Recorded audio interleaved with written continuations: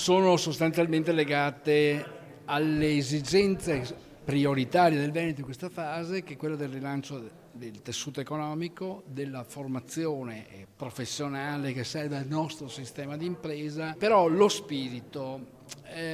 esce dalla dimensione quantitativa delle cosiddette materie, vanno, come dire, lette con una discussione un po' più serena, meno legata agli slogan, più concreta, ciò che è utile alla regione gestire direttamente. Questo è un po' il senso.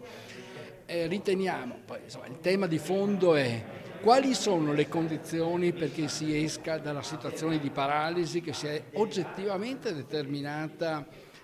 da 4 anni a questa parte. Cos'è che ha frenato in questa fase? L'uso insistito delle cosiddette 23 materie, che poi alcune materie sono sciocchezze, l'ordinamento sportivo, lo fa il CONI, la giustizia di pace, potresti nominare semplicemente l'impiegato a supporto perché, come dire, la giustizia sta in capo per forza di cose allo Stato, anche da parte del Consiglio regionale, entrando un po' più nel merito, perché altrimenti la discussione continua a ruotare, autonomia sì, autonomia no. E però questa cosa non ha prodotto i risultati, dopodiché se si vuole continuare a discutere all'infinito su cose che poi è difficile ottenere, secondo me non è utile.